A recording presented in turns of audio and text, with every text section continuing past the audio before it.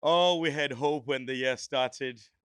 We started drafting resolutions, and in March, we were told of this pandemic that took over the whole world. Ngikhuluma nje kuyimanje ku-November, izwe lisagonqile lingaphansi ke kwemithetho yathaqa. Siku-alert level 1 advanced. Umkhuhlane lo ugubezele umhlaba wonke. Kepha thina la eMzansi sinomkhuhlane wethu osigubezele oyihlazo, oyichilo nesihlava sokuhlaselwa kwabantu besifazane kanye nezingane. Namuhla ke ngiyanibingelela nginamukele la esibayeni samadoda esithulelwa izilokotho ezinhle i-KZN Department of Health ngokubambisana kanye ne-Gagasi FM. Namuhla ke sizokhuluma ngodaba oluthinta ukuhlukunyezwa kwabantu besifazane, behlukunyezwa abantu besilisa, behlukunyezwa yithi. Sike ake sihlale phansi sibe nengxoxo sikhulume ngalokuhlukumeza kwabantu besifazane. Si-unpack nama-issues athile abantu besilisa abanawo ngaphakathi. Sikhule kuthiwa indoda ayikhali. Ningibona ngiyindoda ekhulile ngaka, angikhumbuli nangelodwa ilanga nje ngithola ihug kwami ubaba ethi uyangithanda, kumbe engihlalisa phansi engifundisa ngokunakekelwa kwabantu besifazane. We grew up in a time where our mothers taught us to pull out chairs, open doors, say sorry, say thank you. And that is now unfashionable. Sibuyela ke emasisweni. Sifuna ubuyela ekuqaleni sithole umsuka wayo yonke le ndaba ukuthi singayilungisa kanjani. Okuhlula amadoda kuyabika. Sesibayeni ke la. We joined in this discussion by uDokotela uSolomzi Ngobo oyingcitha buchophe kakhulukazi makusewa ey'ndabeni ey'thinta i-public health. Kuyimanje nje uphothula izifundo zakhe ze-masters in law kuyona futhi indaba ethinta ukuhlukunyezwa nesifazane kakhulukazi nge-rape nama-victims nokuthi umthetho wanamuhla na uyabasiza yini laba abayisulu zokuhlukumezela ngaleyo ndlela. Ngizobe sengimbiza-ke azohlala nathi la. Uzobe sewazi ukuthi yini i-abuse, yini i-sexual harassment, yini i-gender-based violence, yini i-maintenance, ik-affecta kanjani mina nawe. Hlala nathi-ke unganyakazi. Agana wetaba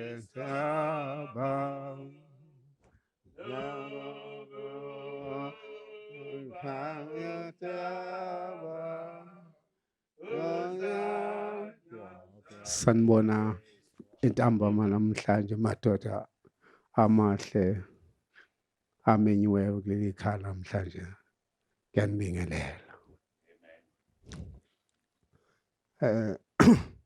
madoda ngiceliwe uba ngivule ngomkhuleko ngithanda nje ukuvula ngomkhuleko ngisuke ngacabanga ubaba lo lensizwa wathi lapha mayikhuluma ngase ngilalela ukuthi ikhuluma ngani ake nisweke ngivule lo mthandazo ngizovula nje ngevesi elilodwa kodwa ngizonitshela nje ngesimo sikaNkuluNkulu. uNkulunkulu wathi ma ebuka wathi asenze umuntu abe umfanekiso wethu wase emenza uAdam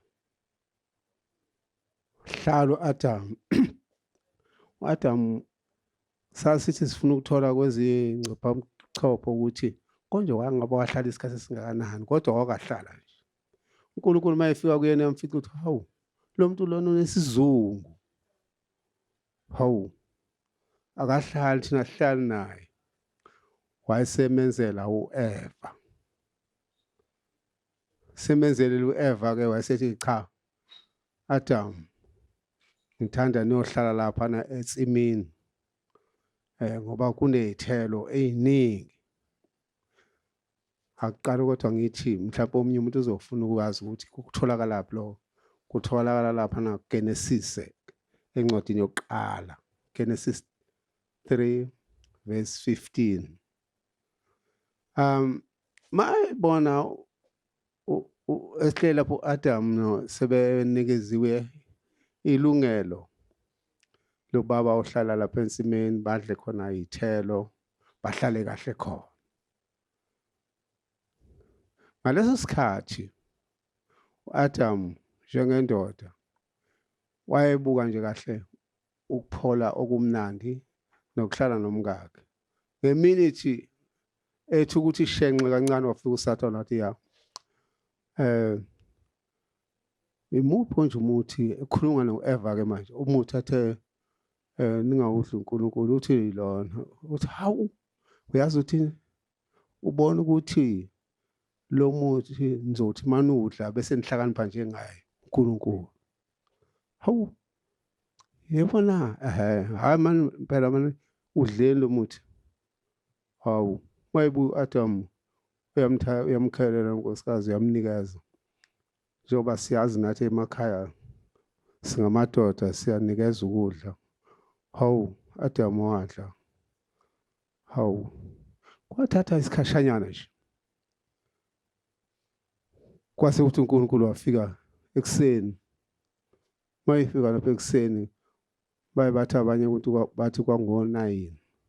Hawu Adam umfica abasekho lapha bebeke khona. Adam uphi na? Hawu ethuku Adam hawu nangu usefikile. Bahlale bathule. Athi Adam uphi na? Athi ngilapha Nkosi yindaba. Hayi ngiyesaba ngidlelo lo muthi wathe singawudli. Udle kanjani? Lo ngiphe yena ungiphile wanginika lo muthi ngawudla. Hawu cha angikhulumi mina ngalo ngikhuluma nawe. Musu ungitshela ngalo ngikhuluma ngawo udleleni lo muthi. Kwaba inkinga enkulu kabi uba uAdam akwazi ukuphendula uNkulunkulu ngoba manje uthi umtshela ngo-Eva cha uNkulunkulu akangeni indaba lo. Hayi ke kwaze kwafika ke ekutheni ke axoshwe kuleya phana nonkosikazi akhe abahambe ngoba babona ukuthi sebehambaze abaqokile. Ngaleso sizathu njengoba lo mnumzane ede ekhuluma ufika ngakhona eduza kwalapho ukuthi indoda yasuke yamukela ingabuzanga ukuthi hayi buku ingani kuthiwe phela lo muthi singawudli. Azange isho lokho ukuthi ichaze lo umkayo. Manje ke na-ke uSathane ke unamandla amakhulu. Uyakwazi ukuwaka abantu ngendlela zonke. uSathane angazi ngamchaza kanjani kodwa ke uNkulunkulu wayeqonde ukuthi nje kuphela bahlale laphana benokuthula. Akuzange ke kube khona ukuthula kusukela lapho kodwa uNkulunkulu ufanele sazi ukuthi akazange ajezise unkosikazi akajezise umbeka lapha eceleni ngoba uthi ingane yakho. Lo kade ekhuluma la bekhuluma into eyiyona yona ukuthi umuntu wesifazane uyingane yakho. Akuswele uba ungenza noma kanjani kodwa kufanele umbonise nje kahle akhule naye abe unkosikazi okhulile ekhaya lakhe ngoba uNkulunkulu wazi wena njengendoda. Awumuntu oyena abheke kuyena ukuthi umqondo wakho uhamba ufikephi njengendoda. Musu ukubahluleka uNkulunkulu ubheke wena. Mangabe usuhluleka sesihluleka bese siba nezihluku konke lokho kukhomba ukwehluleka. Asingehluleki ke madoda. uNkulunkulu unathi uma simkhonza uma simazi simethemba uyohlala ekhona kodwa uma singamethembi kohlala njalo kuthiwa hawu nazi ibhelu nakho ukuthi sesenza ukuthi ngoba ubona nje emhlabeni akukho okusuka ngapha ngezansi kumuntu wakho kusuka kuthina kwehlele ngezansi. Cela ke ukuthi ngalala mazwi uNkulunkulu madoda anibusise anifundise asifundise ukwazisa ukuthi sidaliwe kuba sibe ngamadoda aqotho. Sithi masihamba emhlabeni kuthiwa yahamba indoda ibiqotho. Hayi ukhalwe kuthiwa hayi ube izimangaliso ubengafuni ukuthi nje alalele kuleli khaya. ngiyethemba ukuthi-ke siyezwa-ke kulokho engikushiloyo ngikuthathela kulo ade ekhuluma asikhuleke egameni likayisentodana kaMoncozi wephathi amen. Nkulunkulu wethu sizimenywa kuleli khaya abanini balomuzi bafisa lokhu abakuphethe ezinhlizweni zabo ubakuphumelele asazi thina ukuthi yini kodwa ngenjongo yabo nathi siyibona sisiphakathi kuleli khaya ukuphakathi kwethu inkosi asibambisane nabo-ke bakuthola ukuthokoza ukuthi basimemile nalaba bonke abazimenywa bamenyiwe uba babe ingxenye yaleli khaya. Sicela-ke uNkulunkulu usisize usiphe umqondo omuhle njengalokhu sesizwile ukuthi singamadoda afuna akhomba indlela. Ngakho-ke uNkulunkulu hlala kithi manje usilinde usilondoloze manje kuze kube phakade. Amen. Siyabonga. Thank you very much. Sibonge kakhulu kubaba sinama doda amabili la ekubaba uShwele nobaba Mkhize abazosinikeza i-guidance ukuze ke baphinde basinikeze nomkhuleko. Ndiba nibonele ke siqala inkulumo yethu siqala sivule ngomkhuleko sicela uNkulunkulu asihole konke ke esenhlizweni sikukhiphe sikhulume ngokukhulu ukukhuleka awukho umbono omncane awukho umbono omkhulu odlula omunye lana sisesibayeni sizododisana sizokhulisana. Joining us is an expert kwa health, a speaker esisimemile la. He's a medical doctor with a special interest in public health. He also has had a postgrad training in public health. He's currently completing his studies, kumthetho, finishing his LLM. And la bebhekisisa baphinde bahlole ke ukuthi umthetho okhona njengamanje ezweni la eSouth Africa ubasiza kangakanani labo abayisulu zodlame olubhekiswe ngakubona luvela ke emadodeni. Siqalise ke inkulumo yethu ngosiqale ke simamukele simshayele ihlombe eza ngaphambili uDr. Solomzi Ngcobo.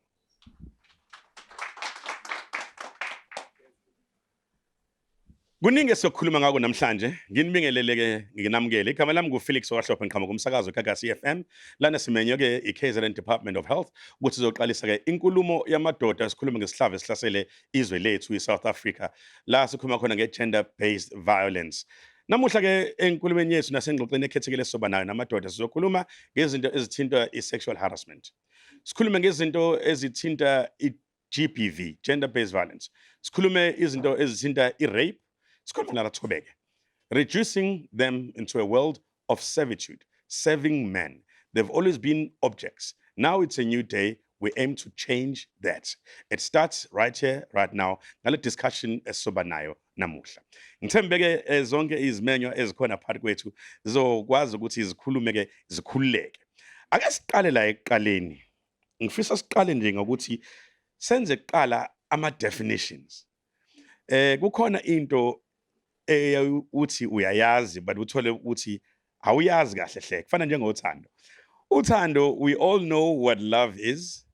Kepha mangase ngicele for each one of us to define ukuthi yini uthando. Trust me, I will get 50 different definitions of what love is. And yet we all know what love is. Nakhona ke la ake siqale sikhulume ngama definition ekuqala ukuze sikhulume ngento esiyaziyo ngoba ngenzeka ukuthi mhlawumbe always ulwazi luncane mhlambe ulushaya eceleni futhi. Uma ngibheka la indlela esichaza ngayo esichaza imazwi makukhulunywa nge-sexual harassment bathi behavior that is unwelcome and inappropriate. Sexual remarks or comments, physical advances, staring or touching. Into ebalekile la ukuthi it's unwelcome. Loyo muntu esuke ibhekwe sengakuyena usuke engayivumelanga yena. Kwesinye isikhathi uyabone umuntu wesifazane emuhle ufise ngathi ungahamba uyoyibika kuyena umncome umbuke mhlambe ufuna umbamba nangesandla njalo njalo izinto esikhule zenziwa izinto engasamukelekile njengamanje. So lokho nako kuconstitute i-sexual harassment. Ukuthembisa umuntu ukuthi uzomenzela into emsebenzini uma yena ezokubuyisela ngocansi. Ke namhlanje ke njengoba sesilungela ukuqala i-16 days of activism of no violence against women and children. I-theme yanyaka ya 2020 is ending GBV with a special focus of ending it and protecting women that work in informal work conditions. Siqala ke ngomhla ka-25 kuNovember kuze kuyoshaya u-10 December. Kepha ngifuna uma siqalisa iy'nkulumo zethu namhlanje sazi ukuthi lokhu thina sizokuthatha sikudlulisele kulabo abasilandelayo silungise ize. Kwesinye isikhathi akulungile ukuthi silungise into ngoba usufikile umkhuhlane silaphe wona umkhuhlane. Kwesinye isikhathi kufanele silaphe izinto ezibanga ukuthi ungene nomkhuhlane. Ngenzeka ukuthi uphuze iphuze ebandayo uhlale emakhazeni njalo njalo. Nathi-ke la singaze sibhekane nalesi hlava sesifikile ake sibuyele emuva emsukeni ukuthi yini ebanga lento. Ngeke ngacaphuna-ke la endaweni ekutheni abantu besifazane bathi abesilisa bathi kuyisintu kuyimfundiso yobaba omkhulu ukuthi indawo yomuntu esifazane isekhishini. Umuntu wesifazane afanele athobeke, alalele, angaphenduli. Fanele umuntu wesifazane abe kanje, abe kanje. Prescriptive behavior. We prescribe behavior to abantu besifazane indlela afanele bayiphathe ngayo. Emadodeni ubukhosi. Phela. Ubani-ke obheka amadoda athi emadodeni cha madoda la ngathi libekela unyawo lwashelela. Ngathi la ayishaye ngakhona. La inkukhu yosona umqhakazo. La asilungiseni ukuze labo abalandelayo emva kwethu bazokwazi balungise izinto ezifana njengalezo. Ngizokuqhakambisa-ke bakwethu ukuthi esinye isazi sake sabhala sathi most of the behavior that is learned is not taught, it is observed. Saqhubeka lesikhulumi sithi my father never taught me how to live. He lived and let me watch. Ukuba isibonelo, phakamise izwe ekhaya, uxabana nonkosikazi nomama ekhaya.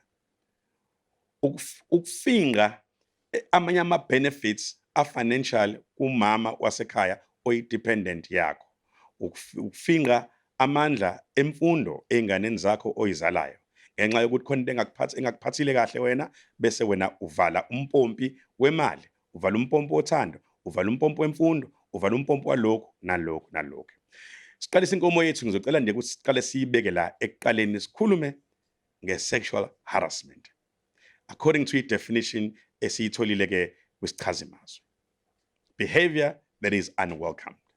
Kuqala nini ukuthi kube i-sexual harassment? Mhlambe mangabuza umbuzo nje ngithi uma ubona intombi uyibika kuyona, intombi amagama akho lawa owakhuluma nayo ingawamukeli kahle, uyawufikelwe umuzwa othini kuwena? Ubani engaphamisa isandla nje angichazele ukuthi iyona yiphi indlela wena ongathi abantu kufanele bayifunde uma ufuna ukubika amagama amabili amathathu kowesifazane? Mhlawumbe ngaqala ngawo mfakakithi. Ngokwakho ukubona, kuthiwa i-behavior that is unwelcome. It starts being sexual harassment la wesifazane engasahambisani nalamazwi owabekayo. Mfowethu, wena ngawakha amazwi, yiphi indlela engaba nobulungiswa nesingalungisa ngayo leyo ndlela yokubeka amabili amathathu kowesifazane ongawamukeli ama-advances akho? Ngizocela uqala ngokuyithula igama lakho bese ungipha-ke eyakho impendulo ukuthi thini. Mina nguMelusi kaNzimande kwamasho. So ekukhuleni kwami ngafundisa umkhulu nje ukuthi isoka, inhlonipho, nokuthi uncoma umuntu wesifazane ngobuhle bakhe. Mowenze njalo nje uzokuthanda nje. Nakho-ke uyaqhamuka endleleni, uyamkhwaza, usho zonke izinto ezinhle, umbiza ngendoni yamanzi, umbiza nge-blackberry, kepha yena angakukhulumisi, angakuphenduli. Ingabe wena lokho ukwenza kwakhe ukubona njengokuthi useqala uchuku, ungcono, uyayiphakamisa, fanele umbuyise, umehlise, umbuyisele endaweni yakhe? Phela umuntu wesilisa ufundiswa ukuthi ugwinyitshe ngoba kubona bonke abantu besifazane abazokuthanda. Njengoba wena usuke umnike uthando noma ukhombisa uthando kuyena, ngenzeka yena angakuthandi. So kufanele uyithobe, ugwinyitshe nje ukuthi ayikushuthi akuyena-ke wami lo. Ubusoka-ke lokho. Akuyezwakala mfowethu. La kwi-definition kukhulunywa ngokuthi kwesinye isikhathi sisakhula emfuleni. Ngiyazi nje ngokwesintu sethu wonga uye entombazaneni uyoyishela woqala kwiqhikiza la yokuqala. Iqhikiza bese libuyela kuyona leyo ichazele intombi ukuthi cha kunomfo wakwasibanibani la okuthandayo kanje. Bese ke iqhikiza uma intombi iwelcome lokho iqhiza seliyabuya liza kuwena senicupha isikhathi sokukha amanzi nawe usuyoma endleleni la ususeke ayishaya inyoka. Uma ikuthandile iyohamba ekhaya ihlanganisa ucu ikufakele ucu.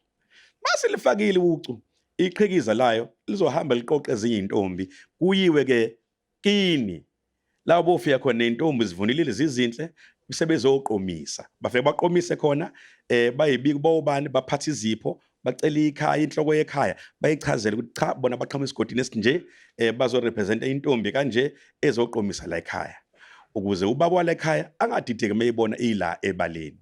Insizwa yona ke iyayibisiphakamisa iduku echaza ukuthi cha mina ke sengithathiwe. Nasekhaya uma bengayiboni ebaleni sebeyokwazi njengoba ingekho nje chuthi kangubani. Kepha ngokuhamba kwesikhathi lokho sekushintshile. Ukushela nokuqomisa njalo njalo. Manje sesifika eindaweni zokucima ukoma umuntu esifazane umthengela ama drinks ambalwa bese ubona wena ukuthi ngoba usumthengela ama drinks sekuchaza ukuthi lokho usungahamba naye uye ekhaya uyithozise naye ngokucansi. Uma sekunqaba lokho emva kokuthi sekungena ekhikhini wamthengela yonke into ayifunayo esethi akasathandi. Kwenziwa njani ke madoda uma sesifike kuleso sigaba? Ake ngizwe ngani anduba siqale sizama ukulungisa leyo behavior. Endaweni zokucima ukoma musukhokhile wamkhokhela wesifazane. Naye ayidle imali yakho. Mhlambe naye akuthembisa.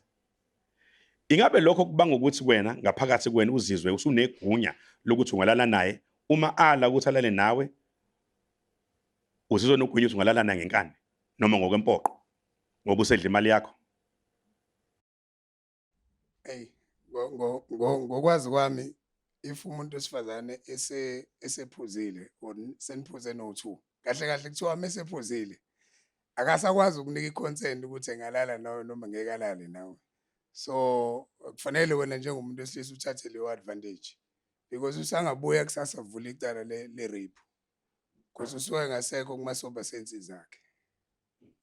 So ngifuna ukwazi kule ndawo mangangidlulisela ndawo i-microphone kule ndawana yokuthi useyamukelile imali yakho waspenda imali eningi asihlamba ususpende nezinkulungwane zamarandi u3000 kuyena lokwesifazane nangu useyanqaba ukuhamba nawe uzizwa unjani?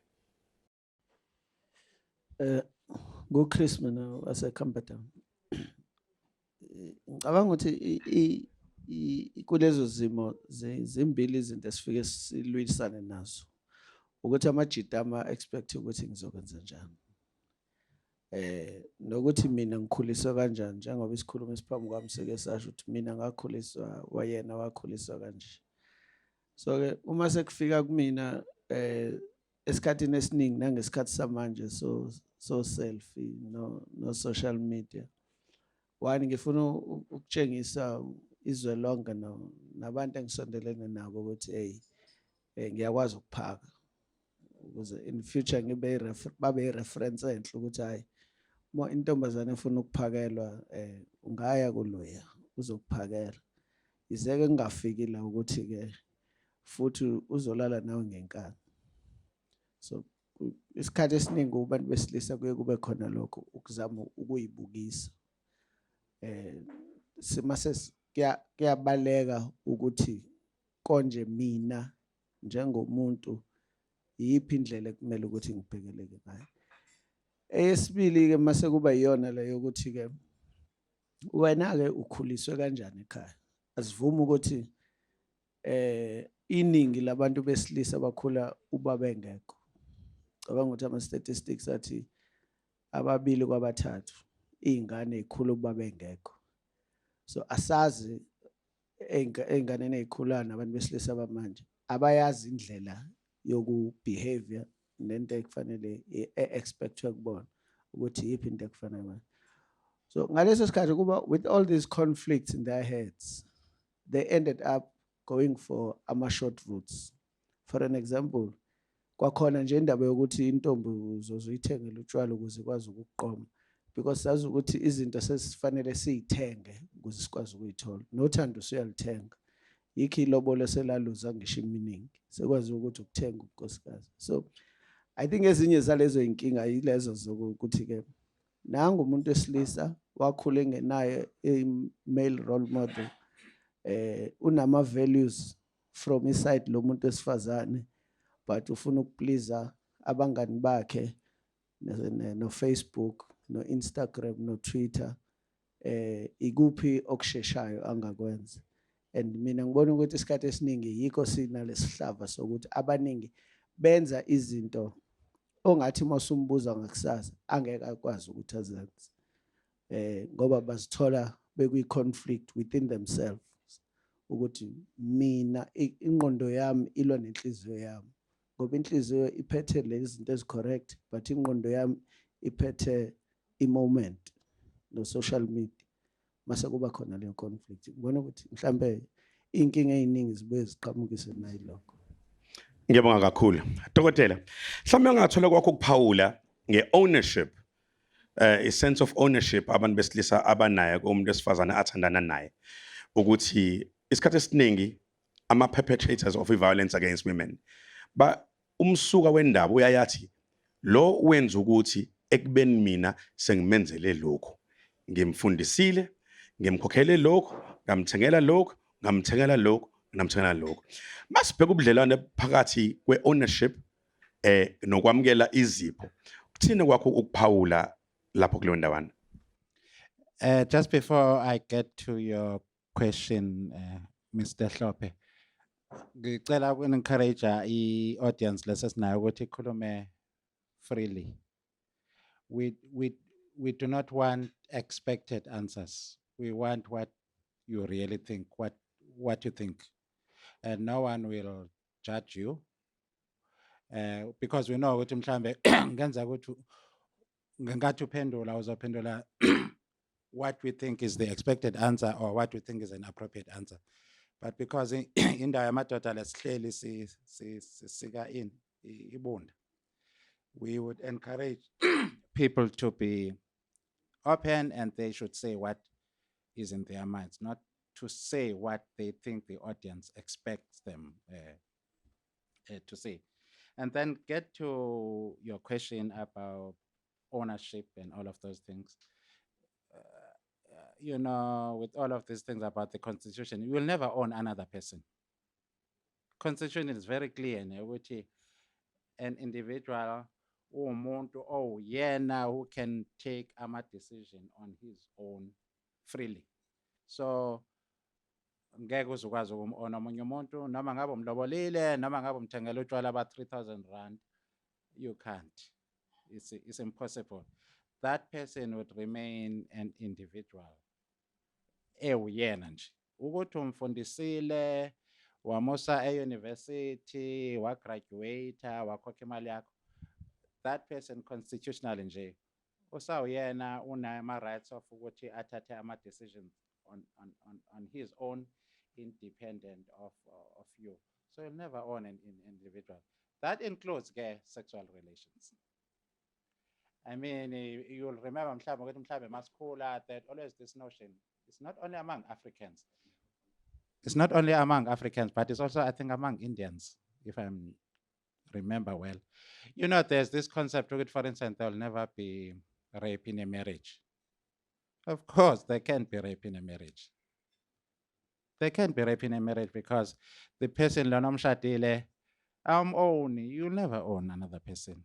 It's even worse here because mhlawumbe cooking inkomo 11 or 13, but that person lona omngakho naye is a own being or individual. So it goes to all of those things about if you buy someone alcohol in a restaurant. I know there could be expectations. That's a fact, guys. Don't Exactly. I know what here we will want to say expected or right answers, but the fact of the matter, I'm not condoning that in any way. But ukuthi ngifuna nje abantu bakhululeke ukuthi kwesinye isikhathi kuba khona lama expectations, but just control your expectations. Umthengelelo utshwala, you may want to think ukuthi yazi la ngathi ngimnandi ngiza kahle. But once ethi no, she says no, all you do, you cut your losses. Ngidliwe ke la, you know, next time. Kodwa dokotela ngiyakuzwa ngiyanizwa insizwa zakithi nathi but khona lokho ukuthi nje kwesinye isikhathi umuntu wesifazane methi no uthi mhlawumbe usadinga convincing encane ayazi le ushaya idolo kancane uthi awukahle phela awukahle phela but siyakubona ubrong bakho but nathi sikhona indlela esibhilivela kuyona umthetho awukuvumeli ukuthi uplead ignorance ukuthi ubungawazi ukuthi umthetho uya exista therefore awukwazi ukuthi ugwetshwe leyo mthetho ngoba ubungawazi ukuthi uya exista namhlanje sizolungisa zonke into njengalezo we started by doing first ama definitions ukuthi sometimes ukumbuka nje ngehlo ngendlela ethile umuntu wesifazane constitute sexual harassment abanye bebengakwazi lo just staring or uthi ufuna uyadlula ufuna ukumbamba nje khona uzobeka amabili amathathu lokho kumbamba lokho constitute sexual harassment uma ukuthi kukhona in a position of authority khona into ayifunayo usemandleni ukuthi wena ungamsiza ngaleyo nto bese wena uthi what's in it for me izinto ezikhule zamkelekile kodwa ngomthetho wanamuhla sesitholile njengoba besifazane sebenezi ukuthi lezi zinto lezi ayivumelekile futhi ziyabahlukumeza abantu besifazane ngifuna ukubuyela kuleya dokotela niyazi insizwa zakithi ukuthi udokotela ukhuluma ngerape niyazi ukuthi rape as much as rape is an unlawful penetration of one by another kepha uyakwazi umuntu besifazane avume azinikele kuwena ngokocansi nilenze ucansi umzuliswane wokuqala nilwenze futhi umzuliswane wesibili kowesithathu athi akasathandi lapho wena usunqanqathekile kakhulu uyakwazi umuntu besifazane akurape akubophele irape uboshwe ugwetshwe ubhadle ejele uboshwe iround yesithathu thini wakuphawula bafa Ngibingelele ngosabelo eClermont ngizothanda ukubonga nje KZN Health ngibonge iGagasi mase ngibonga nabanikazi bendawo ukuthi sivumeleke ukuthi sikhulume ngalolu topic enzima kangaka ngoba vele kuthiwa akushuka khothwa la ekhaya inkinga esibhekene nazo sabantu besilisa yiningi bafowethu ziningi izidlulwane besifazane and iproblem yethu yahulumeni kwathi mekushintshwa usiko impilo esakhula ngazo ngizoqala ekusheleni mina Felix ukushela intombi ubuyishela ingakufuni izikufuni iyona ndlela esakhuliswa ngayo leyo ukuthi yena kushela kuze ukuthi ngesikhathi usulele na izisho ithi indlela engangakufuni ngayo kodwa sasenze njalo kodwa ukwenza njalo kwakungabali lokho ukuthi umuntu umhudule enziwe yonke leyo nto lokho it's very complex Felix nani umphakathi sivumele abantu badayisa ama drugs kwintsha yethu yashintsha ibehavior kubafana yashintsha ibehavior kumantombazana amantombazana ayishintshile ibehavior you can't tell me Felix ukuthi uzongiqabula from 10 to 12 ungibize indoda yakho udla imali yami ugoduke nami ulale nami masuvukiseni uthi ngirapile Felix kunamantombazana anama expectations as much as nama expectations kunamantombazane afana ufundiswa atarget abantu abafana nawe abawo businessmen ezolala nawe yenza into ekseni ithi cela u20,000 not knowing ukuthi Felix uyiphilela ngezikweletu uma uthi awunawo isekashintsha ukudla eplatini isibhala ku Facebook uFelix ungirapile kuthina abantu besilisa akukho into edlula ukuyibamba bafowethu it's easier said than done and most of the time so under the influence of alcohol so amanye ama decisions owenzayo ukuyibona nawe ngakusasa ungasakhumbula ukhiwe emoto uphi kanjani ulale nomuntu lapha so I think le process eqalwayo ngiyayicela bafowethu ukuthi iqhubeke engase sihambela amalokishi yonke lento yenziwa bafundiswe abantu besilisa ukuthi iexcitement ka 30 seconds ingamosha 15 years empilo yakho so as much as abantu besilisa are to blame ku gender based violence ngishilo le issue is very complex hulumeni wethu ufanele enze uhlelo bakhona odokotela sifundise abafana bethu sifundise amantombazana ukuyiphatha ngiyabonga ngiyabonga nami mfakithe ukhulume kahle kakhulu kodwa kunendawana la ukhuluma khona ngekweletu uyithathela leyo nto zikhona kona kodwa ngifuna wena uzazelaphi lekweletu zami kunomoya engiwutholayo la madoda kithi kunomoya engiwutholayo engifuna ukuthi sikhulume ngakhona asishuka coat la silungisa inkinga ekhona inkinga ithi abantu besilisa bayaboshwa abanye baboshela amacala abangawazi abangawenzanga abanye baboshela amacala akhona abebengazi ukuthi amacala kade bewenza Masikhuluma nge-gender based violence, asikhulumi kuphela nge-violence yokuthi umuntu umhlukumezeke physically. A simple threat of violence. Anything inhibita ama-liberties olomuntu wesifazane angakwazi ukukhuleka ngoba wena usuthe. Ukumenzisa into engayona i-decision yakhe abengayimisele ngokuyenza aseyenza ngoba esesaba ukuthi wena ukhona into ozomenza yona uma engakwenzanga lokho. Nalokho kuyi-gender based violence. Masikhuluma nge-abuse, asikhulumi nge-physical abuse, sikhuluma nge-ama-abuse ahlukahlukene, emotional abuse, ukumchapha ngenhlamba, ukumnciphisa umenze into encane, uhlezi umthetho uyisiphukuphuku, akakulungele lokho, lo akumfanele. Kwesinye isikhathi kunento abantu abangayazi ekuthiwa i-financial abuse. Financial abuse is withholding financial benefits kumuntu oyi-dependent yakho ngenxa yokuthi wena kukhona into onganeme ngayo kuyona bese uvala umpompi wemali. Uma uvala lowo mpompi loyo kuyamhlukumeza loyo wesifazane wakho, ngabe unkosikazi wakho, ngabe ingoduso, ngabe umuntu wesifazane onihlalisene naye. Umncintsha amathuba emfundo edependele kuwena. Umuntu wesifazane udlula ey'gabeni ey'ningi ehlukahlukene. Uma umthatha uzomfaka kwakho la uphila naye sakushada. She leaves the comforts of her own home, comes to your house, ahlale nawe la, akuzalela abantwana, athathe yakhe impilo, ayibeke le eceleni, aphile le mpilo omthembise yona, ngeyithembisa ukuthi ngelanga uzomenza unkosikazi. Noma usumshadile, akuzalela ingane, ashintshe nasemzimbeni indlela abuya ngakhona. Uzokhuluphala, uzoba nama-stretch marks. Achaza nje kuphela ukuthi unomntwana uzele. It's natural. Human beings will have stretch marks uma ezalile. Awachaza ukuthi sekusho ukuthi no cha. Sengifisa ukuthi ke lo muntu esifazane uma usumnqinda amandla emali, i-abuse naleyo. I-abuse ithatha indlela eziningi.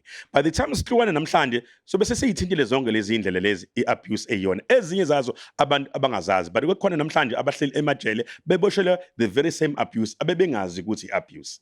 Ake sikhulume ngale ndaba engiyithola, kunomoya la wokuthi yebo amadoda ayahlukumeza. Kepha kunomoya we-provocation okhona engiwutholayo la. Ngithola ukuthi abantu abesilisa bathi yebo bayakwenza kodwa umsuka ukuseyiphatheni kwabantu besifazane. Asishuka khothi ke siyaxoxa bese siyakulungisa lokho. Ngicela niphefumule ngokukhululeka ngoba ngiyabona uma ekhuluma umfowethu amakhanda ayavuma ukuthi cha ngempela everyone wants what we call a happy ending. If I take you out and I spend money of you, it's with an expectation yokuthi mase siphela ubusuku nami ngizohamba nawe futhi uzofanele kube khona onginika kona. Uma ungasanginiki lokho I feel hard done. And then seqala khona lapho ke udlame njalo njalo. So ngizocela sikhulume ngaleyo ndaba ke leyo la ekukhona khona ungenami engikubonayo from abantu abakhona la endlini ukuthi yipi lento le enithi nina ibangelwa yibona abantu besifazane.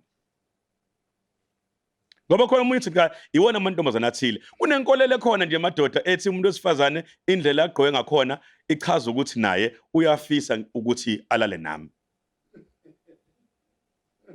Ubevele efisa uselele nami indlela yakho ngakhona. Umuntu wesifazane uchaza udokotela. Umuntu ngokwakhe uyakwazi ukuthathela ezakhe inqumo nezigqibo. Ezinye zazo unga-interpreta wena ukuthi ichaza ukuthile kodwa kuyena akuchazi lokho. So, nithi nina women are partly responsible for gender based violence. Ake sikhulume ngaleyo ndlela. Ngiyakhuluma ninginikeza impendulo enicabanga ukuthi ngifisa ukuzizwa. Ngifuna mina ukuthola impendulo enina enicabanga ukuthi mhlambe usibusiso wangasekhaya ukuwaboshwa noma uke naye wachaphwa ngenhlamba yokudlwengula kumbe yokuhlukumeza ekubeni owesifazane oyenza ukuthi nokuthi bese siyibhekisisa le ndaba sihlole sifakele ibuko esifana nokuphawula kadokotela asichuche sasibambe ngesandla asicathulise asichazele ukuthi cha madoda kanje nawe bese uyafika nawe ufako lakho uvo njalo njalo. So how are women responsible for lesihlave esihlasela ezweni? Sorry, Felix. Maybe just before Bakulume Abafwet, you put it very nicely. There is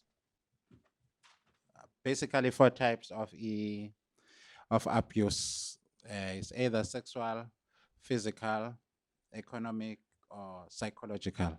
Like if you tell your girlfriend or to his pogo or his fam or something like that, that's some kind of psychological abuse. But the other thing that we also need to know, which maybe I'll be controversial here, but abuse comes from both ends. It can also come from women to a guy, or from a guy to a woman. It's just that maybe it's not as so prominent when it's from a woman to a guy. But the fact of the matter, gender-based violence involves either of the two, whether it's a guy killing a woman or a woman abusing a guy. That's also still gender-based violence. I thought I would just mention that for now. Sibonge mfowethu, sibonge dokotela. Mhlawumbe ungaqala ngokuzithula kuqala bese usipha okwakhe uPaula sondela ngapha. Igama uphumelela wasemlazi. Sawubona Felix Nzumbela ngumuntu. Ngicela ukuthinta nami ngendlela engihlambe ngiunderstand ngayo le topic esikhuluma ngayo. I think khona umfowethu la sokwayibeka le ndaba kancane naye wathi ukuthinta kuyona ukuthi yonke lento iqala asibheke from imvelaphi. So engizama ukusho ukuthi the reason why sikhuluma kanjalo sithi mhlambe basiprovoke noma mhlambe basenza thina sibanike isizathu sokuthi ibona abaqale lempi lena. Ngicela ukunike umzekelo. So for example, njoba sila eThekwini njengamanje sonke we are I think majority sabeZulu. So lonto inokuba netribalism ngemuva. Sikhule sazi ukuthi umuntu osifazane ume ekhula ebe intombi uyayifihla. Angazi mhlawumbe ngezwakala yini. Ugqoka isikete eside and so forth noma esikoleni izingane zigqoka ingubo ezi up to knee height example. So isikhathi siphila kusona today. Nazi ingane zigcwala indawo zobumnandi ama social media njengoba sikhuluma, and then here they are begqoka into emfishane. Bona bayigqoka to the extent ukuthi bayigqokela ngobani. Number 1 ilama social sikhuluma ngawo. Number 2 iyona indlela abafila ngathina abafila satisfied ngayo. Umuntu uyibona engcono egqoke less than egqoke more. Whereas umuntu wesilisa la esiwehlala khona yena ukukhuliswa kwethu kwembe lento ukuthi sabeZulu. Ukukhula kwethu sazi ukuthi umuntu wesifazane ugqoka ayifihle. So now here you are, uyadlula ugqoke isikete esifishane uma ugqoke isiqepho, whatever the case might be. Siyabona ukuthi okay, should lo muntu basically uphume kubo ethi ufuna first and foremost attention. I believe ukuthi umuntu wesifazane to some degree ikhona lento ukuthi ufuna ukubonwa, whether engafuni ukushelwa kodwa ufuna ukunotiswa ukuthi bengene endaweni uyangena kuthiwa awumbheke lo. So ileyo mindset leyo I think ifikisha abantu because lazivela khona i-mindset. Mina nginosisi mhlambe ngingabala noma ekhaya bekho abantu besifazane. I don't think nami into enjalo ngayivuma ukuthi aphume endlini egqoke into emfishwane because nami ngumuntu wesilisa sengicross iborder ngiunderstand ukuthi umuntu wesilisa umbuka kanjani. Yabona into ngisho Felix. So it comes to a point ukuthi ke nangu sisi uyayi-expressa ugqoka into emfishane or mhlambe futhi naba today bagqoka izinto literally see through. And then umuntu wesilisa tshela ukuthi should lona vele i-point yakhe today was to go out there, make an impression, aphinde futhi I expect either 1 or even 2 or even more abantu besilisa bazom-approacha. And then ike inkinga isifike lapho ukuthi ke labantu abawu-3 abazoku-approacha labantu bonke njengoba sebefika kwena they come with different mindsets. Abanye ufika ukuthi vele naye ke akusekubona more than just ugqoka kwakho, usekubona ngokuthi yena ufuna ukwazi wena afika ukushela afuna ukukhuluma nawe. Omunye sekubuka ukuthi njengoba ugqoke kanje it's a symbol or it's a sign ukuthi izinto ziyashesha la. Ngifike ngiphake lama terms asebenzisa ngifike ngiphake into zami nje by end of tonight 12 o'clock uzobe senami. So Mangasenzeki. that's where the problem is. Into ngisho ukuthi i-mindset.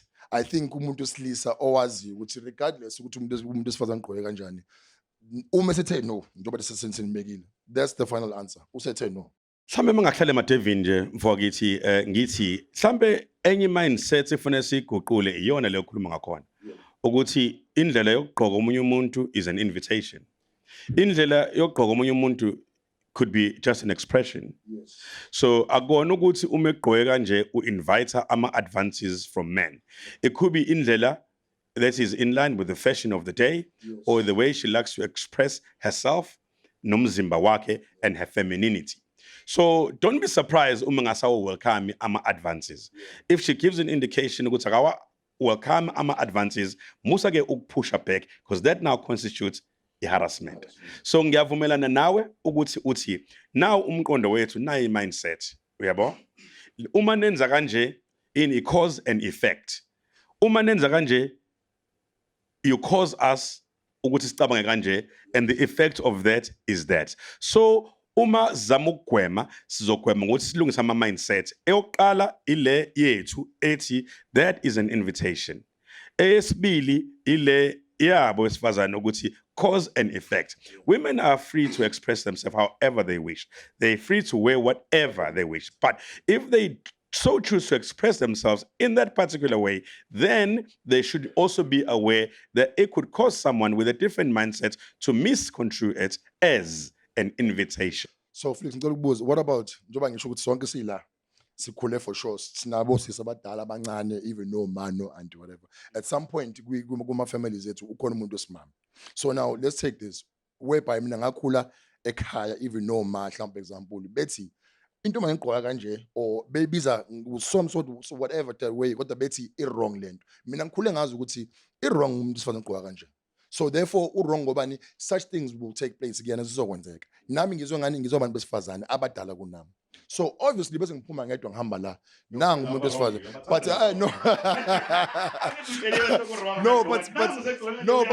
but sengisho ukuthi lo wesifazane yena who never had the opportunity mhlambe naye agayidwe khula wazigqona kanjani, and akanayo lo akazange abe nalo parenting le ukuthi uma egqoke kanje such things may occur. Hayi ukuthi uzokwenzeka, but ama possibilities awu maningi, yana into engishoyo. So that's why nabazali bethu mhlawumbe ukuthi omama bayi prevent lokho ngoba bayazi ukuthi uma wenza nje yes fine awukho wrong umuntu esifuna untombazane, but ama invitation owa inviteayo they would lead to such actions and ama actions uzowathola. Yabona into engishoyo. So uma nathi sikhule angisho ukuthi kunjalo bafethu lana ngeke ngizwe kahle, but ngizwe kahle, but uma sekwenzeka kanjalo, now here's a guy okhula ekhaya ubengeke umuntu esifazane, yena he can't tell the difference between right and wrong. Whether igqoke kanje umuntu esifazane kodwa uyabona phela obviously ngehlo lenyama uyabona ukuthi la sengibona more than usual.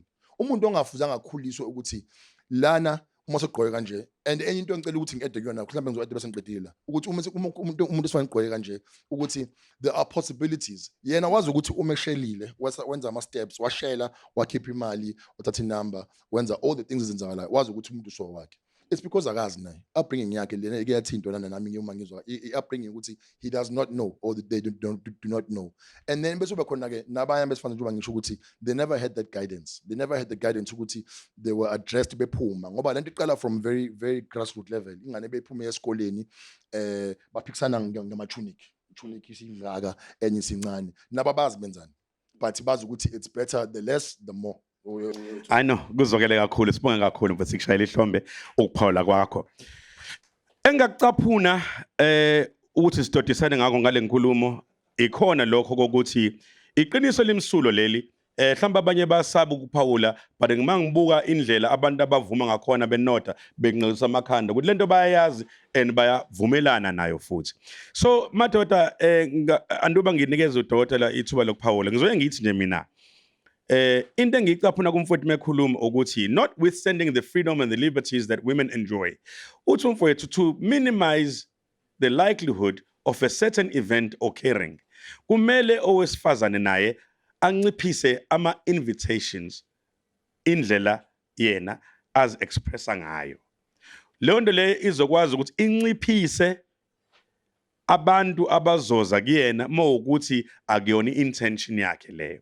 Ngizothanda ukuthi udokotela aphawule ngokuphawula kamfowethu. Uma sesibuya ngale ngizokhuluma ke ngabantu besifazane abahamba ebusuku ukuthi chaza uthini ukuhamba ebusuku. Abantu besifazane abaphuza utshwala chaza uthini lokho. Abantu besifazane abamukela izipho ezibizayo emadodweni. Abantu besifazane abafaka amadoda ngaphansi kwengcindezi enkulu yokuthi babanikeze imali, nokuthi mase semnikezile imali chaza ukuthini lokho, nanokuthi kunomthelela ne-impact engakanani kwi-gender based violence. Uphawulile umfowethu besicela ukuzwa uphalo kadokotela. I'm gonna go back again to the constitution, which is the supreme law of the country. And the South African constitution is among the best in the world. Women, I'll repeat, they have the right to express themselves. Ukuthi intombazana iphume kuba ngoba kuyashisa igqokele isikhindi esifishane iveze amathanga abomvu, akusho ukuthi iyaku-invite. She's just expressing herself. She's free. She's herself. She is comfortable. Hayi ukuthi uyakubisa. There's a possibility. I take the point ukuthi mhlambe that lady wants attention. That's a possibility. But he may not want your attention. And you must accept that. Ukuthi kungenzeka mhlambe lamathanga awavezela wena, mhlambe wavezela omunye umuntu. Uhlobo. And ingane esiyirezayo these days, I mean, we are in the 2020 manje. Akufani with like 1970. Zifree le ngane esiyirezayo. Ziyawazi ama-rights wawo. They know what is yes, they know what is no. If ezoqoma uzoqoma within 5 minutes. If engezuqoma usuke se-decidile in like 10 minutes. So you must accept that, and you must accept it when rights, and rights are supreme. Constitution and also some other law which states that women have a right to their bodily function. Women, ibona ba decide ukuthi someone is uyena ozolala nami or not. That is their right, and there's nothing we can do away with that. If they get pregnant, it's also their right whether they keep the baby or not keep the baby. They don't have to consult you. So, in my opinion, what I think we need to do, we need to start raising boys. I understand that lento ngishoyo ukuthi ngane yami uma uphumile uye ephathini wahlangana nentombazana yellow bone, there are two possibilities. Uma approaches either izokuvuma or ayizokuvuma.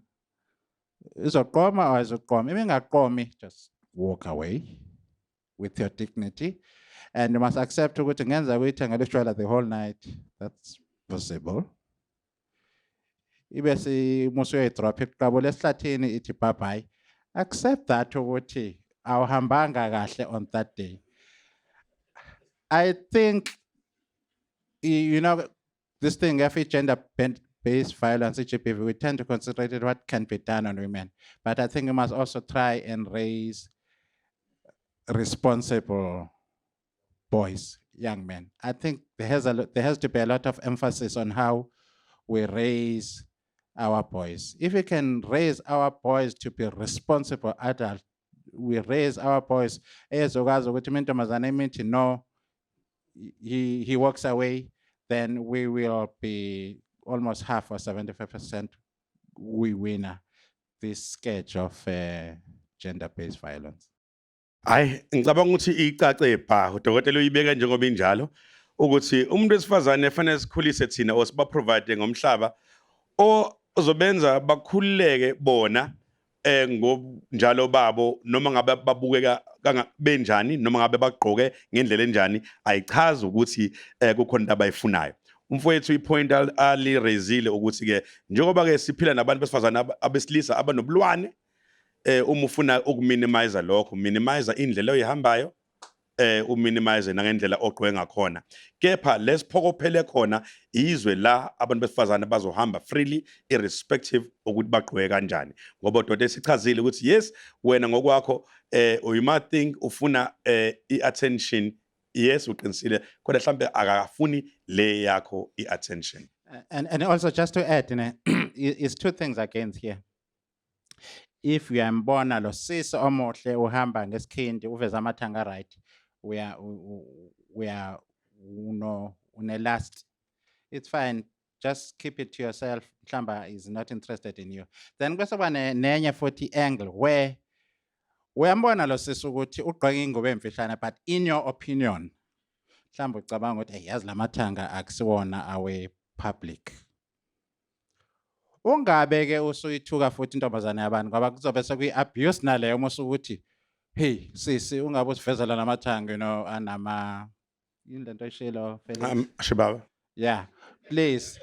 Ngoba noma ususho njalo sokuthi uhamba usivezela namathanga angithi usuzenza umzulu otheni usuthi hey ungabe usivezela lamathanga amakhulu angaka really awubona ukuthi semphakathini nalapha futhi uzobe abuser or usumhlukumeza lo muntu wesifazane. So it goes either way. Bantu besifazane bangabantu baprotectekile kumthetho sisekelo wala eSouth Africa, bangaqoka noma kanjani, bahambe noma ikephi. Ake sikhulumeni le ndaba ngoba ngiyayibona ikhona futhi it's boiling. Ukuhamba kwabantu besifazane ebusuku, ingcindezi abayifaka kubantu besilisa babanikeza imali. Engqondweni yomuntu besilisa le ukuthi mase ikhiphile imali, there's a reward scheme ekhona. Uma ingasafiki leyo reward, sekukhona hoshelani kahle kanye nalowo wesifazane okugcina sekulide ke kuzona zonke lezi zinto lezi esisikhuluma ngazo ezizama uyi-unpack siphinde siyinqande. Ngibone khona i-comment la ekade ikhona umfowethu. Okay. Ngicabanga ukuthi i-problem ila ufike wadefine i-abuse wayihlukanisa ukuthi ine-physically, ine-emotionally, ine-financially. But ngicabanga ukuthi i-problem ila ukuze le nto iphakanyelwe phezulu manje because abantu besilisa sebe-react-a bona ngamandla physically, but le nto iqala la emotionally. Umuntu wesifazane methi kwindoda awundoda yalutho wena, yabo semenzeni lapho meqala futhi edla imali yakhe la usema-abuse financially. But yonke le nto ayinakwa lo wesilisa esebamba lo esefuna ukuhamba naye ngenkani. Nansi i-problem. And number 2, into engibuka la sithi thina sifundiseni abafana bethu, asisho ukuthi asifundiseni namantombazane ethu. Ngicabanga ukuthi le nto ufuna siyibhalansise ukuze ibe right. Ngivumelana nawe kakhulu mfowethu. La njoba simeme amadoda esibayeni samadoda, sizobhekisana nesihlava sodlame olubhekiswe kubantu besifazane nokuthi thina amadoda singalugwema kanjani. So besifunda sivula futhi inkundla ngomhlomunye la sesizothi khona ke ake sikhulume nabantu besifazane ke manje sibheke nebehavior yabo abusive towards men. Kodwa okwamanje udlame ikisikakhulukazi ngoba uNkulunkulu wathatha amandla wawanikeza abantu besilisa. Ibona kakhulukazi abahlukumeza abesifazane ngokuthi kwesinye isikhathi ngivumelana nawe, it's in response to i-abuse nabo ekade beyitholile. Kodwa njengamanje isihlava esikhuluma naso ngalo 25 days, ngalo 16 days oqala umhla 25 uphela umhla ka10, udlame olubhekiswe kubantu besifazane kanye nezingane. Kodwa ipoint lakho ngiyawezwa namava akho mfowethu, cha ngiyavumelana nawe. Kodwa kwamanje ake sikhulume ngalolu luqhamuka ngakuthina abantu besilisa lubheke ngabantu besifazane. Kodwa kuzwakele mfowethu. Kwesinye isiqephu sokhuluma ngayo leyo nto le udlame ke olubheke ngabantu besilisa. I think you raise a valid point ukuthi, in fact what you were saying ukuthi zikhona izinto ezenziwa abantu besifazane ezilidela kwi-GBV. That's a very long topic. I mean, at some stage you may have to analyze point by point ukuthi a woman wenza lokho okugcina kulidele kulokho, enze lokho okugcina kulidele lokho. And then for us as men here, ukuthi then thina decide ukuthi if a woman does this which is provocative, how do we ukuthi thina siyibambe? There's a long list ukuthi abantu besifazane bagcina sebehlukumeze kanjani, but it will never justify violence, and it will never justify the femicide and the killing that we see. We know that there's a lot of those reasons, maybe 30, but it's for us to see ukuthi for instance ngimfundisile umuntu wesifazane goes through university, umesebuya uthi akasangifuni ngoba ngiyi-security. Seyona i-type yakhe. Seyona i-type yakhe. Usewudokotela manje nawe, i-type yakhe sewabanye odokotela. That is real. Those things are happening. I have some example of some friends who took their girlfriends through university, mase befike universities, bashintshe bathi akuseyona i-type yakhe. We accept those things. But for us, ukuthi mase as amadoda, mase sifike kule situation, how do we control ourselves? Because noma ngabe umfundisile spend 200,000, it will never or ever justify ukuthi umbulale. I know it might be extreme provocation then. For us is to see how we as men can we control ourselves. Ngicabanga ukuthi kucace bha mfowethu nawe ufisa ukuphawula. Yeah, ngizocela uze ngapha ukuze namakhamera ethu akwazi ukukubona so you can be part of this discussion. Oops. Sound. Sanibonani. Siyabonga lona awusuke eMalivani. Dokotela ngikuzwile ekulento oyishoyo in terms of ukuthi la abantu besifazane banamalungelo asifundiseni amadodana ethu amancane ama-young men ethu ukuthi ayiphathe kanjani. Umbuzo wami lana ngicela ukuthi ungadinwa bandla. I'm playing devil's advocate lana ngifuna ukubona ukuthi leke impendulo izothini. So asumfundisile ke umfana wakho ukuthi hey umuntu wesifazane uyahlonishwa uma ukuthi unqabile vuma leyo nto gwinya leyo nto mlalele phuma kuyena ayikho inkinga yabo leyo nto leyo.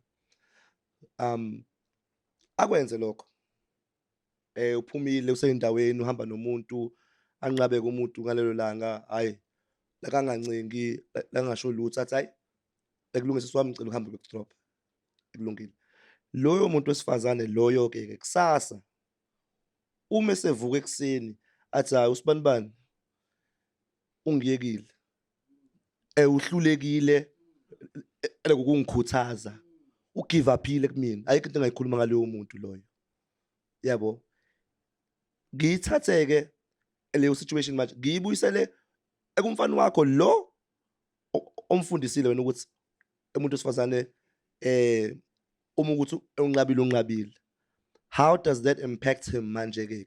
Ngoba phela obviously as much as sikhuluma nge-GBV i-extreme yakhona leyo kodwa everything's got a starting point angithi. So iqala lapho into ithi okay ekhaya mina ngifundisa ukuthi umuntu wesifazane umethe cha kodwa manje izinkulumo la emgaqweni ngithi sisekho ekhaya manje izinkulumo la emgaqweni kuthiwa mina ngihlulekile ngihluleki ngihlula amantombazane kwashacima malangabi nayo leyo nto leyo. So a societal pressure ikhona yabo.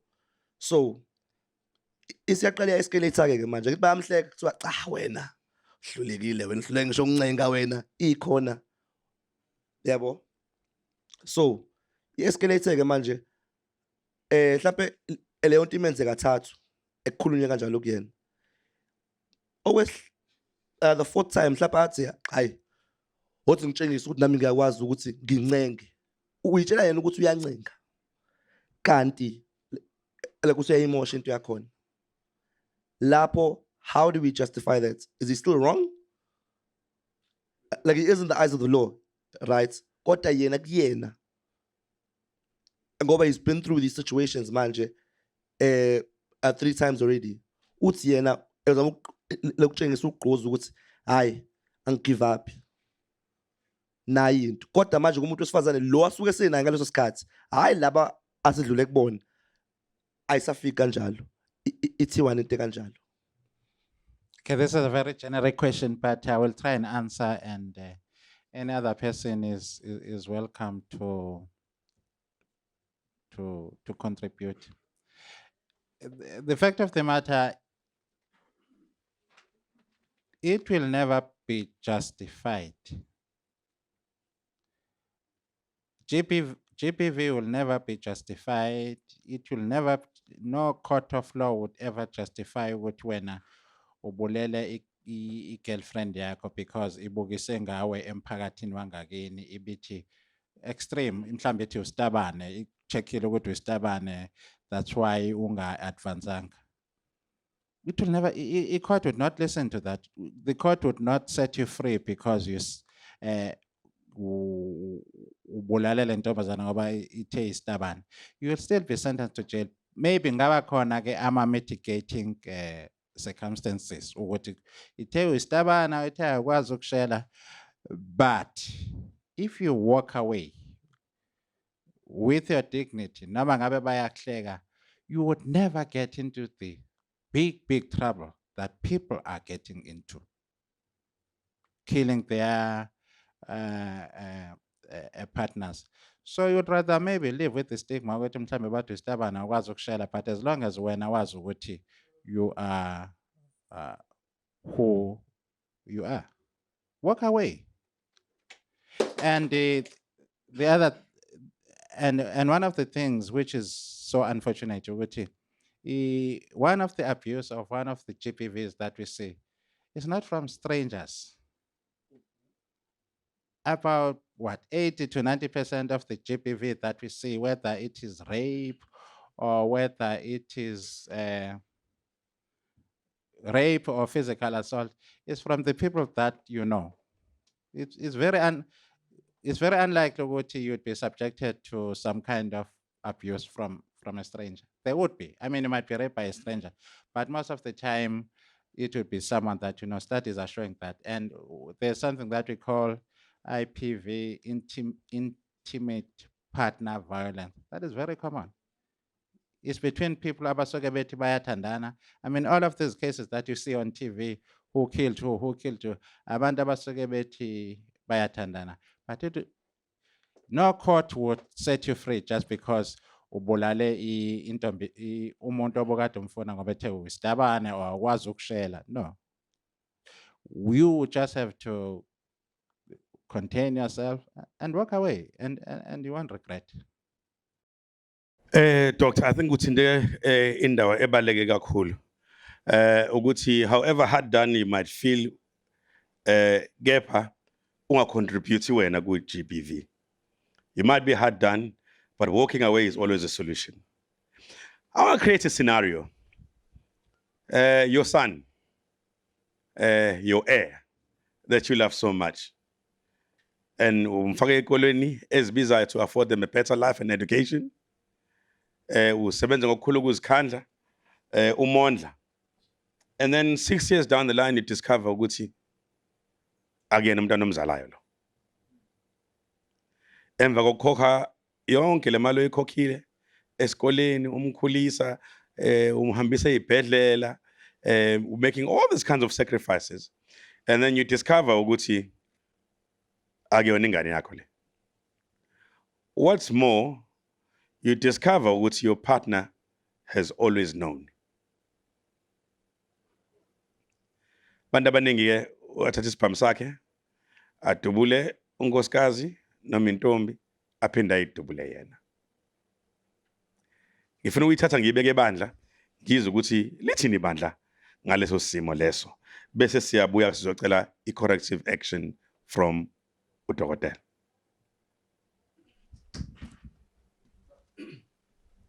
Ngibingelele igama lami nguDerek kaNgcobo. Felix ngiyawuza umbuzo wakho bengicela ukuphawula kuloko Kulungile mfowethu, kuvumelekile. Ngiyayibonga into efana nale. Kakhulu kabi. I'm glad ukuthi khona no DJ abala. Bengifisa impela kuba mema bebaningi o DJ bala ekhaya. U DJ nje no MC bafowethu. Ithini ehlukumeza abantu besifazane. Uyazi dokotela nawe Felix la ekhaya mina ngiseza la ekhaya. U DJ kuleli sonto ufika nentombi. Next week ufika nentombi. Useyitshengisile le ntombi ukuthi awunawo la kudanswa khona. Isiza nabangani bayibone kumnandi. Usehamba nenye intombazana. The following week likewise ufika amantombazana ngeke ngaxabana. Emexabana axabana na ama-bounce ahleze ekhipha abantu njalo la. Asiyekeni bafowethu nathi nje soyiphuzela nje. Asiyekeni ukushintsha amantombazane one the same place. Mawuthi uyisoka ikhiphe kaMax ngeyilanga kwinda. Hayi ndawona yodwa wonke amantombazane. Ngeke ngaxabani kamantombazane. Into masifika la mnyama ikuthela ngobhiya ikushaya ngempama ubuzifuna ukureact ngoba la ikhaya amabhansi adlale akukhipha wena mfana kusala intombazane. Yabo ngiyacela bafethu amhlele topic engathi ngenze kanjalo le nathi bafethu asifundeni ukuyihlonipha. Ngiyacela nje bafethu especially DJ nje nabantu abapha ayi ihloniphana amantombazane. So mapholo othi o DJ abazami bangabanjwa.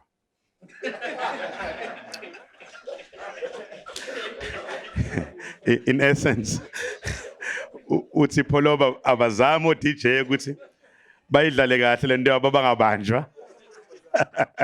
No ngiyadlala mfowethu kuzwakele. Sanibonani Thami wala enye German. Kukhona into lokhu iqhamuka engicabanga ukuthi empowerment dokotela should be focused kulonto especially to us. You pointed out ekutheni we need to develop amadoda kusukela manje. But nakuthina, because we still have a chance. The biggest issue sinayo ile yokuthi walking away. You know, siyathinta manje ukuthi kune pressure eqhamukayo from the outside ukuthi yeah, from experience thola ingane ni endlini ukwathinta indaba yedolo ithi no uthuke usabu no, because to some of us who know uyilo no serious yabo uthuke and then uyilalele kade ushaya ulale kwesinye isikhathi kuze kube khona kancane. Then the next day sekuhlangenwe, the topic is about you. Yabo ukuthi azathi lapho angisamufuni lapho uyakhona ulele yabo. And umhlamba wukho the next time usuhlangana nabantu they talk about this and you're like okay kanti yiphi into ebekumele ngiyenze. That is the pressure that is coming from them. Having said that, akusho kodwa ukuthi kumele bese siyaphusha, because like udokotela ushilo uthi ba abantu babo banama rights wabo. Okusalayo ukuthi we need now to be empowered as men ukuthi when is the time to walk away, because that is the biggest challenge that we are facing njengamanje ukuthi when kahle kahle ngiyabona ukuthi akungihambeli kahle, the pressure ithi qhubeka and na yonke into yona yiphi into ekumele ngiyenze. I think uma singase mhlambe the more we do these sessions, that is where we are going to be empowered, so that I can know ukuthi okay fine, I've got nothing to lose, even if kuthiwa ke well it has happened to me many a times. Ngilale shwebe shwebe zengize ngayijwayela yabo, but kwabantu abaningi abanye asifani khona omunye umuntu oba violent ngaleso sikhathi ukuthi lalela sengispend imali engaka sengikuthathile sakuphi senza ini yabo, kanti kwayesekuqaleni unkosazana bekhombise ngazathi no sisharp si grand vele kuzoba right yonke into yabo. So the empowerment that you are requesting from the department that has started this whole thing ukuthi can we be empowered as men ukuthi cha akukho wrong to walk away, kuzokusiza ukuthi kusasa you will walk away with your reputation yakho intact, then kusasa ube sejele ngcono hlekwa ukuthi ya ushwebile kodwa ekugcineni ube right. So mina ke sicelo sami leso ukuthi please empower us guys ukuthi ikuphi la kumele sithi khona awuthi ngivaye vele la ngiyashweba vele. But nengcindezi nje kodwa emkhondo esitholayo ekseni uma umuntu ekubonela uhamba nomuntu wesifazane, the first thing abazenza umshayile. But Felix, it's okay. You can tell what is called blue lies. Mabethi ushayile uthi hayi ushayile. Bazombuza labo pheleba. Bambuza waphika. Phelileke ngami lapho.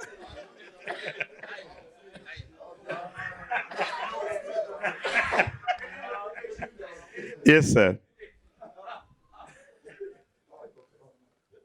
Mina ngicabanga ukuthi khona lo mbuzo okugcina ade ubuza nalento elokhu kuthiwa i-empowerment la kuye kuthiwe umnyango oya enhlizweni yakho awuvuleleki ngaphandle.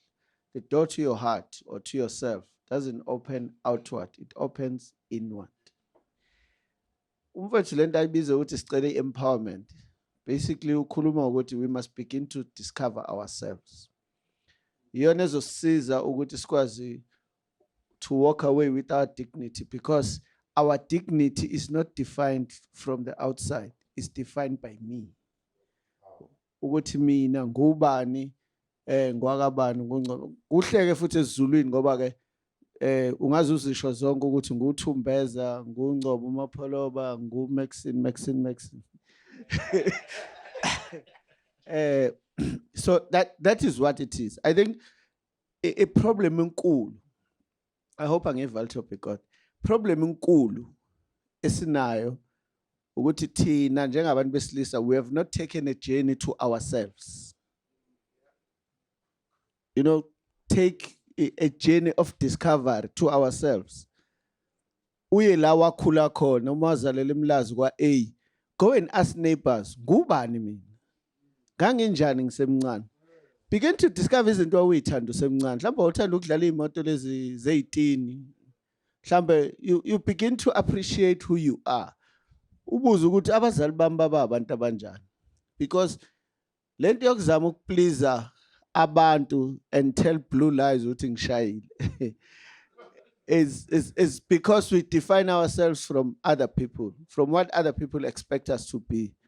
So that is the biggest pressure. I think the moment the empowerment esoke siyithole is to discover ourselves and find ourselves. That's the biggest empowerment, and that journey starts with you. Thanks. Thank you so much, sir. Mhlambe mangathola okuphawula before we wrap it up. Thank you, sir. Nglonisho. Ngiyabonga. Uthabisa lo wakashoza Sibongo ukuhlala ngikhona eClermont. Mina ngicela nje ukuphawula mfethu uphendule lo mbuzo obuqeda ukubuza. Mayelana nendaba yengane ukuthi mhlawumbe uthole ukuthi ingane mhlawumbe akuyona yakho. Masicabanga lento akuyona into eqala ukwenzeka manje kuthina kule generation yamanje. Mhlambe where you discover ukuthi usuhlalile ingane oyikhulisa akuyona yakho. Izinto ebezenzeka lezo nasemandulo. Kodwa besingakaze sisi-experience ile gender base esikuyona njengamanje. Umfowethu le kwakhuluma ngokuthi ufuna uzazi wena ekutheni ubani wakabani. Ngoba isimo esikanjalo isimo esingahlala nombani. Ama-event afana nalawa okukhulisa abantu besilisa ayiqali namhlanje. Abe khona nakudala. So esicela thina ekutheni awaqhubeka abe khona. Siphinde futhi sikhulise ingane zabafana ezizokhula njengamanje ekutheni zikwazi ukumukela. Ukubalekile I think ukumukela nokuthi uthi walk away if ever ukuthi isimo obhekene naso singaphezulu kwamandla akho. Ngiyabonga. Thank you so much. Umoya engiwutholayo la omkhulu ukuthi lama sessions sewadinga. We need to open up a discussion. Kube khona ingxoxo sihlale sibayeni sikhulisana sidodisana. Namuhla ke bezivakashele udokotela oyingcitha umchopho uma kukhulunywa ngeindaba ezithinta kakhulukazi public health njalo njalo. Uphothula ke izifundo zakhe zomthetho la abheka khona ukuthi ama rape victims wona ngabe protected yini na ngaphansi komthetho wa South Africa. Umthetho wa South Africa is not punitive in its nature. It's corrective. Even amajele ethu are not penal institutions. They are correctional services. Kuhlumeleliswa izimilo. So if focus eningi ikwi-perpetrator than it is with-victim. Kubukhuni nokuvula icala kumuntu wesifazane ngoba ke kufunakala kuthiwa the burden of proof lies with the accuser. So yena lo o-accuser kufuna aphinda alethe futhi ubufakazi. Kuningi kodwa sikufundile namhlanje ukuthi umuntu wesifazane umuntu ngokuphelele. Umuntu wesifazane akadelelanga ukuzoserve umuntu wesilisa. Umuntu wesifazane uyakwazi ukuexpressa noma ngayiphi indlela afisa ukuyi-expressa ngakhona. Umuntu wesifazane unama rights. Yebo sikhulumile ngendaba ye-provocation but siqhamukile futhi nesombululo of walking away. And into ebalekile ukuthi ke sesiyazi ke manje ukuthi isilwane esini i-sexual harassment. Sesiyazi nokuthi gender based violence isilwane esini. Sesikhulumile ke ngezinto eziningi. Mase sibuya ke kuhlelo leso landelayo. So kuba ngendaba ezithinta ke i-maintenance ezithinta ne-process yokuvula icala le-rape njalo njalo. Khona umunye umhlobo wami ebekade ngikhuluma naye okukhuluma indaba ukuthi akazi ukuthi uyakwazi ukondla ingane even noma ngabe wena wawushilo kumuntu wesifazane ukuthi cha awuyifuni ingane ngoba i-right yomzimba wesifazane ilile kuyena. Uyena odecidayo ukuthi leyo ngane uzoyizala noma ngakayizale. Okwakho ukwenza i-decision kwaphela mhlazane uqhubeka nokwenza ucansi ungayenzanga ungayifakanga i-protection. Emva kwalokho akusewona owakho umzimba, i-decision iselele kuyena. Uma isikhona ingane has a right to life. Ingane has a right to basic education, has a right to zonke izinto engayikhethelanga ukuze lemhlabeni. Leyo ke ingxoxo yethu elandelayo. Okwamanje sifunde ukuthi we can walk away at any given time and respect women. We understand the definitions of exactly ukuthi yizini lezi zinto lezi esiboshelwa zona. Kubalekile ke bakwethu ukuthi siphathe ngendlela efanelekile. Sibuyela emasisweni njengamanje ke sithi mina nawe asoze saba yipart of statistic ye-gender based violence because one sesiyazi and number two sesibonisene safundisana. Ngibonge kakhulu ke kudokotela wethu osesiphe ke ubuhlakane obukhulu wasikhulisa wasicathulisa wasidodisa. Siyabonga kakhulu. Sibonga kakhulu nomnyango futhi wakhona la kwaZulu Natal wezempilo ngokusinikeza lethuba ukuthi sihlale sixoxe. So phinde futhi sihlangane futhi kwi-episode elandelayo yesibaya samadoda.